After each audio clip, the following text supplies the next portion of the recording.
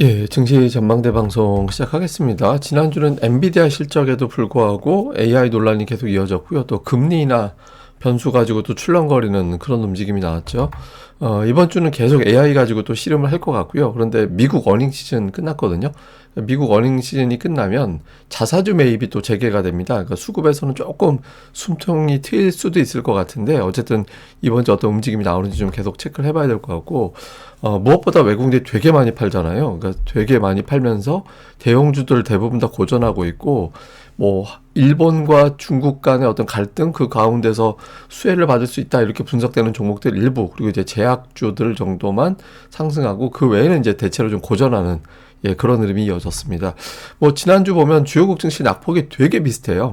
한 3.5% 왔다 갔다 해서 하락하는 그런 모습을 보였거든요. 그러니까 인도를 제외하고는 전 세계 증시 대부분 다 비슷하게 하락하는 이제 그런 모습을 보였고, 특히 이제 미국 같은 경우는 종목이 뭐 의류 업체들, 제약 업체들, 그러니까 뭐 입고, 약 먹고, 이제 다음에 음식 먹고 뭐 이런 것들을 제외하고는 대체로 하락했는데, 근데 특히 몇몇 업종보다는 그냥 AI 논란이 이어지다 보니까 이제 반도체, AI 뭐 이런 관련된 종목군들이 시가총액도 큰데 낙폭이 또 크게 나오다 보니까 전체적으로 지수 하락을 좀 주도하는 그런 역할을 좀 했습니다. 근데 그 시장을 좀 흔들었던 요인들을 하나하나 점검을 해보면 첫 번째는 이제 금리 인하가 오락가락 하고 있죠. 금리 인하를 12월에 할 것 같아. 그러니까 이게 10월 20일 기준으로는 금리 인하 확률이 98.8%였거든요. 12월에 내린다가 거의 그때는 확정적이었어요.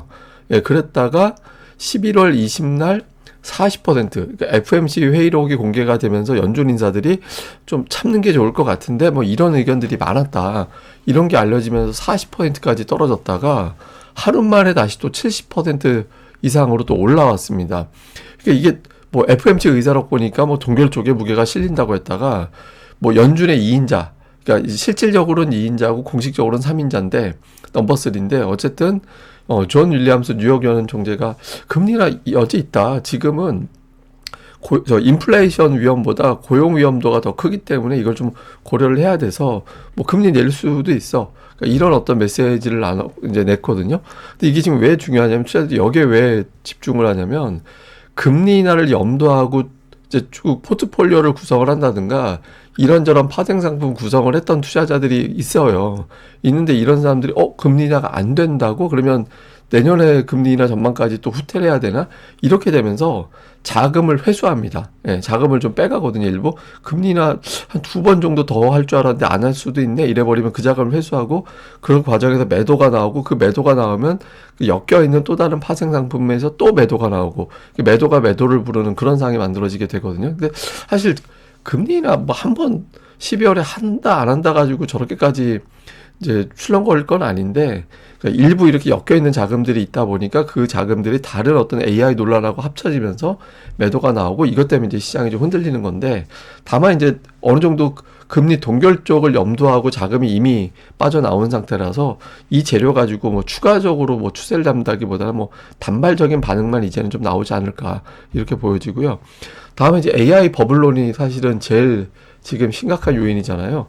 처음에 이제 발단이 됐던 게 이제 메타 실적 발표였어요. 그러니까 메타 실적 나오고 실적은 괜찮았는데 투자는 많이 하는데 이거 관련해서 AI로 돈 버는 게 없다. 그리고 오히려 지금 또 투자하기 위해서 빚을 진다네. 그러니까 니네 AI로 돈 못 벌잖아. 그리고 빚까지 지네. 이게 논란이 되는 거에 주된 스토리가 돼 버렸어요. 여기에다가 이제 또 유명한 투자자 마이클 버리라는 사람이 팔란티어하고 엔비디아가 하락하는 쪽에 수익 나는 포지션을 구축했다더라. 그러니까 엔비디아가 2027년도까지 110달러까지 빠져야 수익이 나는 포지션을 구축했다더라. 이런 기사가 있었거든요. 그래서 그 유명한 투자자들이 하락 쪽에 베팅을 했다네. 그리고 여기에 이제 또 소프트뱅크를 비롯해서 피터 틸이라든가 이런 사람들이 엔비디아 지분을 다 정리했다고. 그러니까 저 사람들은 고급 정보를 갖고 있는 사람 같은데 팔았다고 하면 뭔가 좀 있나 보다. 그렇게 생각을 한 거죠. 그리고 뭐 계속해서 여기저기서 이제 거품이라는 단어가 나오고 그리고 이제 나중에는 이제 엔비디아 실적으로 그게 정리가 될 줄 알았는데 실적을 딱 공개해 놓고 보니까 갑자기 니네 외상으로 판 거 많잖아. 돈 못 받은 거 많잖아. 이런 것까지 또 제기가 된 거예요. 그러니까 가만히 보면 계속 뭔가 꼬투리를 잡아요. 뭐 투자 많이 해서 좋다. 앞으로 엄청나게 성과 낼 거야. 이랬는데 갑자기 뭐, 지금 당장 돈 버는 건 없잖아. 그리고 빚까지 지잖아. 유명한 사람들이 팔았잖아. 그리고 뭐 그 CEO도 거품 터지면 이상한 상태가 될 거라고 이야기하잖아. 뭐 유명한 사람들이 지분 정리했잖아. 그리고 뭐 매출 채권, 외상이 너무 많죠. 하여튼 온갖 꼬투리 다 잡거든요. 근데 가장 최근 버전이 외상 거래였어요. 근데 이게 좀 오버한다라고 보는 게 실제로 외상 문제가 컸던 거는 닷컴 버블 때.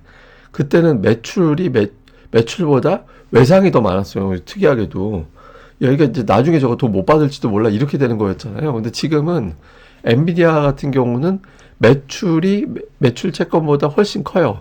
예, 그리고 매출이 올라가면 당연히 매출 채권도 올라가는 건 당연하잖아요. 그러니까 뭐 그럼 비례해서 올라가게 되는 건데, 다만 이제 매출을 이게 이제 외상이 매출을 넘어가게 되면은 저거 못 받으면은 큰일 나는데 이렇게 되는 거잖아요. 근데 지금 그런 단계도 아니고 엔비디아가 저기 외상을 회수하는 기간도 지금 49일로 평균치에 딱 돼 있어요. 그래서 지금 이거 가지고 시비 거는 거는 조금 오바다. 그래서 최근 들어서 이제 AI 관련돼서 문제 삼는 거 대부분 다 비슷합니다. 그러니까 감가상각 문제부터 시작을 해가지고 이런 것들이 대부분 다 좀 과한 어떤 오버한 그런 측면이 있거든요. 근데 어쨌든 시장에서는 한번 건드렸다가 재미를 본 상태이기 때문에 계속해서 이제 흔들고 뭐 이런 게 반복이 되는데, 일단 이제 미국의 옵션 만기일까지 지나간 상태고 이런 것들에 대한 데이터로 막 해명이 돼 있는 상태거든요. 그래서 해명이 된 이번 주에는 좀 의미 있는 반전이 나올지 좀 봐야 될 것 같고요.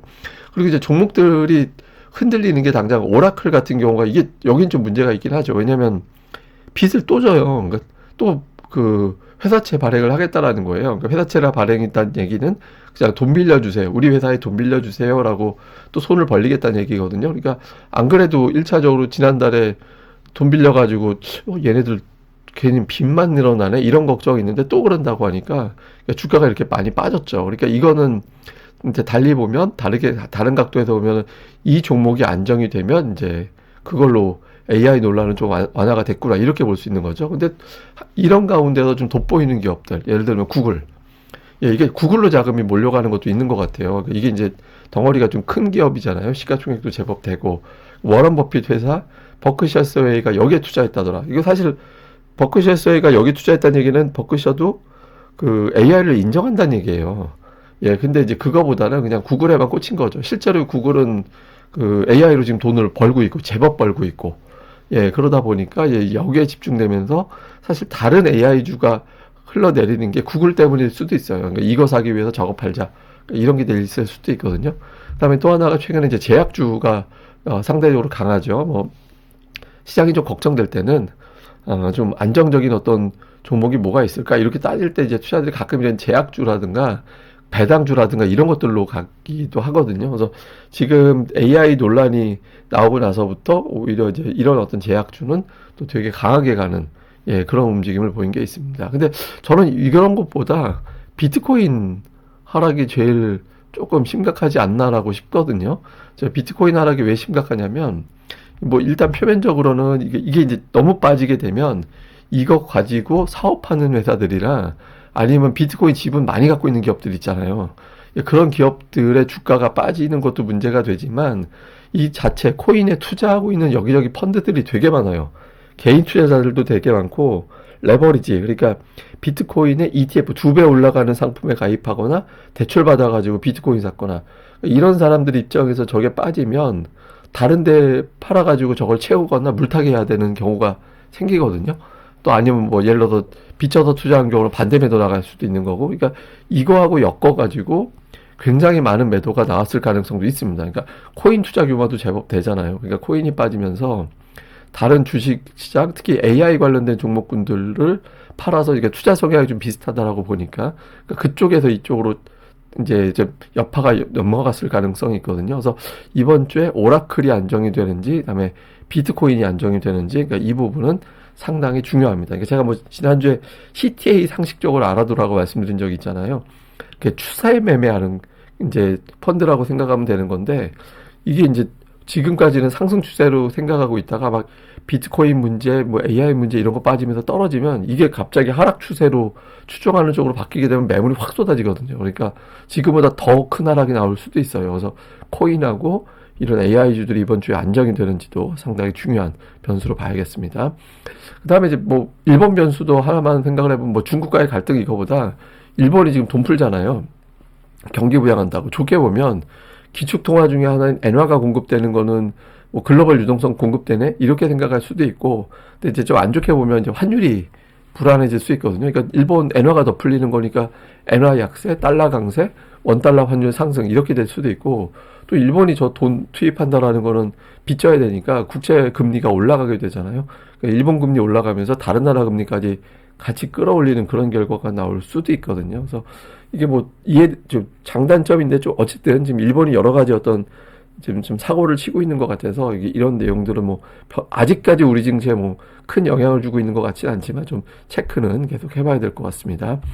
그다음에 이제 이 시장에 대해서 좀 어떻게 보느냐, 금융시장에 대해서 대체로 일시적인 조정이다. 그러니까 이런 주장들이 많아요. 그러니까 뭐 그 필립 제퍼슨 연준 인사 같은 경우는 지금 닷컴 버블하고 다르다. 그러니까 돈 벌고 있는 기업들이 있고 저평가 그때 당시에 터무니없이 그 고밸류를 갖던 때하고 지금 다르고 지금은 또 금융 시스템이 되게 좋다. 이렇게 이야기를 하고 있고, 그 다음에 뭐 바클레이즈라든가 골드만삭스, 톱니 이런 데는 추가 하락 가능성이 있긴 한데 약세장 전환은 아니고 건전한 매물 소화야. 그러니까 이런 주장들을 좀 하고는 있습니다. 그러니까 물론 이제 또 조심스럽게 보는 쪽에서는 이게 조정이 생각보다 AI 이슈라든가 이런 것들이 길게 갈 가능성이 있어서 비중 줄여야 된다. 그리고 최근에 코인 약세 자체가 과도하게 저렇게 빠지는 거 봐서는 위험 자산에 대한 자신감이 떨어졌다라고 봐야 되기 때문에 조심해야 된다. 이런 메시지도 있고, 주중에 또 리사 쿡이 금융자산 너무 올라서 하락할지도 몰라. 뭐 이런 메시지 나누기도 했잖아요. 근데 일단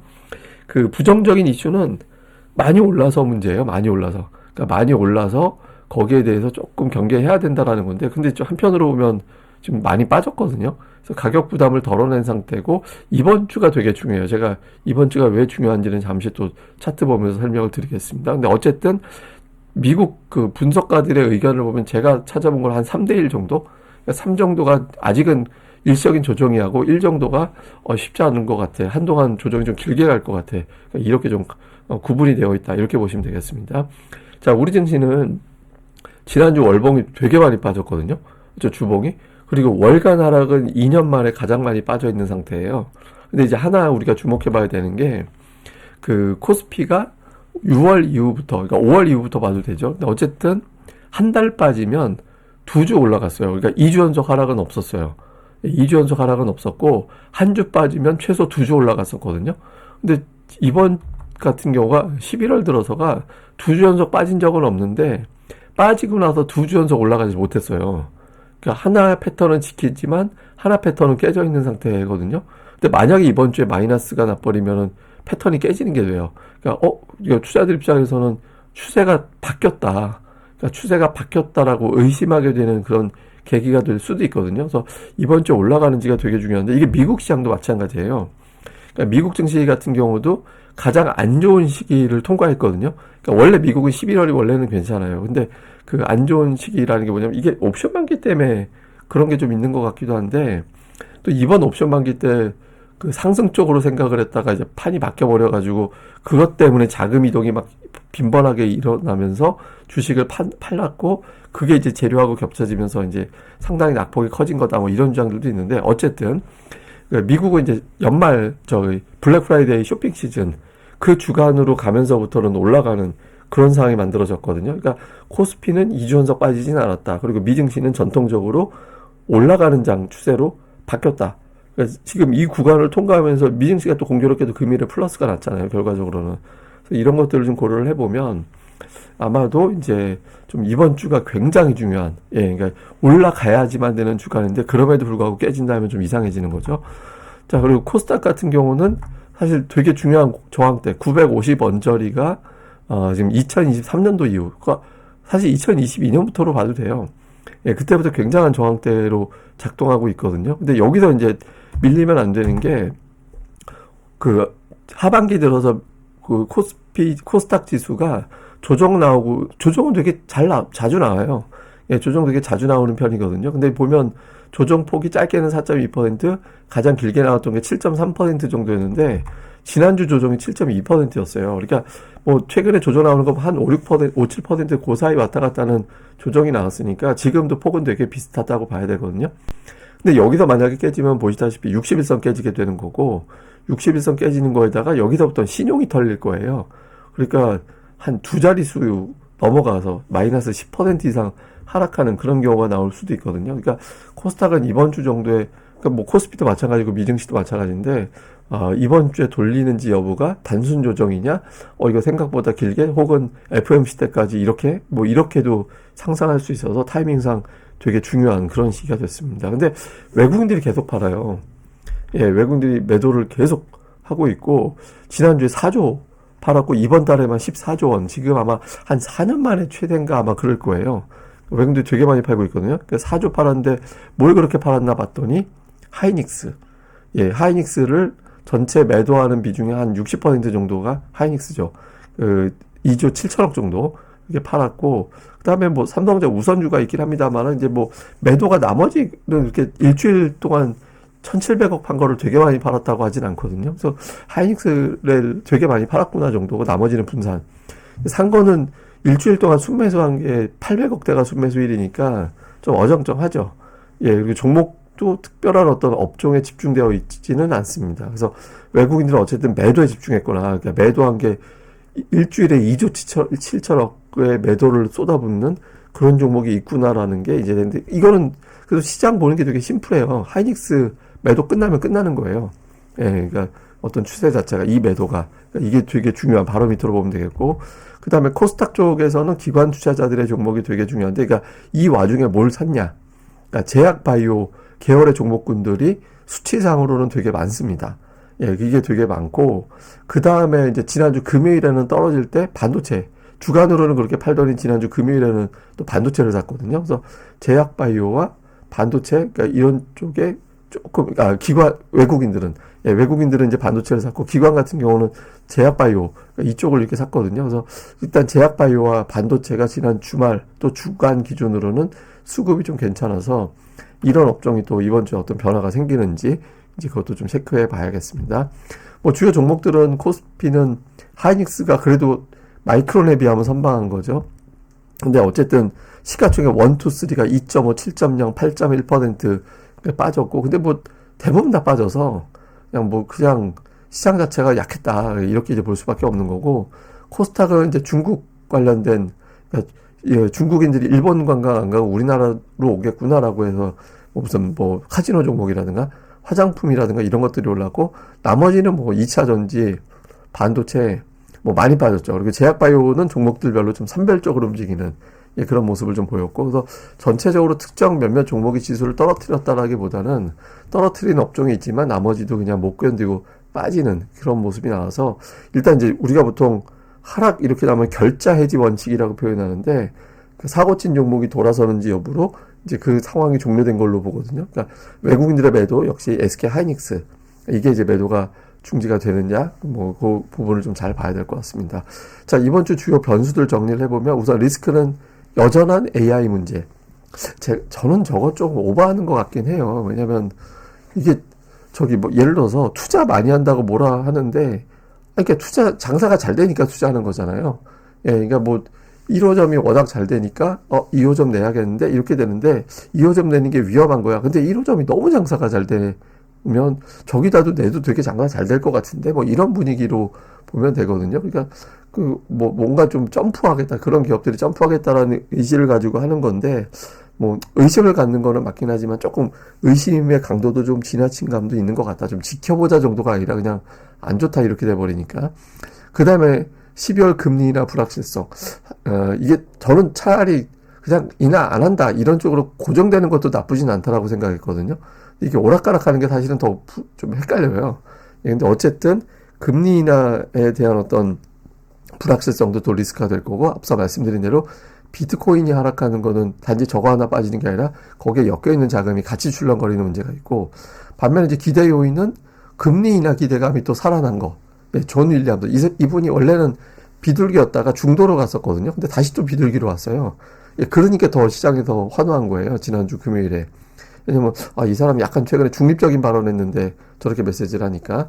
그 다음에 이제 3차 상법 개정 이슈가 나올 것 같고, 아직까지 반도체에 대한 자신감은 실적 면에서는 있다라고 이제 보여지는 거고, 그다음에 이제 챙겨봐야 될 일정은 28일에 이제 미국 시장 휴장이거든요.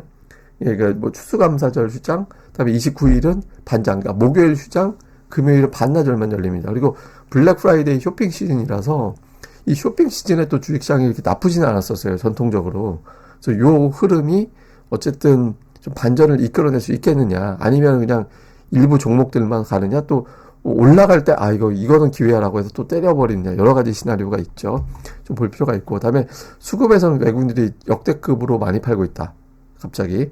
그다음에 고객예탁금은 감소했다. 87조 원까지 갔다가 78조 원으로 떨어졌다라는 거고, 그다음에 지수는 2주 연속 하락이 없었는데 지난주에 빠졌기 때문에 이번 주에 올라가야 된다.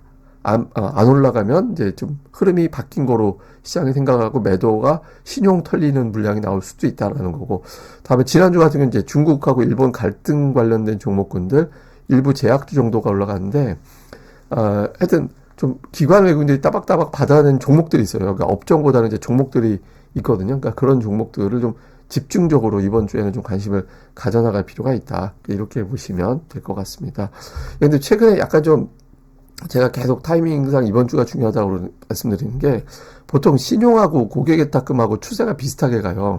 신용잔고는 대출 받아가지고 저기 주식 산 사람들의 어떤 추이라고 생각하면 되고, 고객예탁금은 주식을 사려고 내 통장, 주식 통장에다가 돈 넣어놓는 거 얘기하는 거거든요.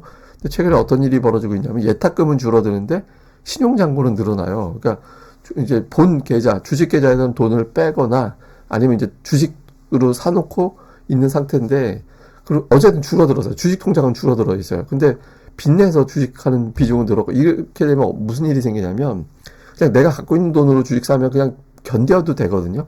근데 빚내서 주식 사는 거는 악재 따라서 떨어지면 반대 매도 나갈 수도 있으니까 단기에 연연할 수밖에 없잖아요. 그러니까 심리도 불안정하고 실제로 굉장히 종목들이 불안정해질 수밖에 없어요. 그러니까 더더군다나 여기서 빠지면 이제 반대 매도, 이제 빌려준 쪽에서는 쟤 나한테 돈 못 받겠는데, 그러면 강제로 담보 내가 그냥 담보를 그냥 팔아버려. 집 경매로 팔아버리듯이 주식도 막 그런 식으로 강제로 청산해버리거든요, 빌려준 쪽에서. 그러니까 그런 일이 생길 수도 있기 때문에 이제 이번 주에 플러스 나는지 여부가 상당히 중요합니다. 지금은 워낙 과매도라서 플러스만 나면 한번 확 하고 밀어 올릴 수도 있어요. 또 선물도 외국인들이 선물도 한번 돌리기 시작하면 지금 한 5만 계약까지 매수할 수 있거든요. 그래서 좀 타이밍상은 되게 중요한 시기라 이번 주에 좀 올라가는 그런 시도가 나오는지, 특히 월요일이 중요할 것 같아요. 월요일이 5주 연속 올라가는데, 미증시가 올라간 상황에서 월요일에 그대로 좀 유지가 되는지, 그래서 월요일에 상당히 중요한 날이 될 것 같다. 그리고 그날 내용은 다시 또 정리해 드리도록 하겠습니다. 그럼 또 한 주 또 잘 보내시고요. 저는 또 다음에 뵙겠습니다. 그리고 어제 제가 그 주식빵집 차리고 싶다고 했다가 막 댓글 폭발하는 거 보고, 관심이 많으시구나. 제가 나중에 꼭 차려서 여기 구독자분들은 제가 커피는 공짜, 빵은 30% 할인, 뭐 이렇게 꼭 제공해 드리도록 하겠습니다. 구독하기와 좋아요 많이 부탁드립니다. 감사합니다.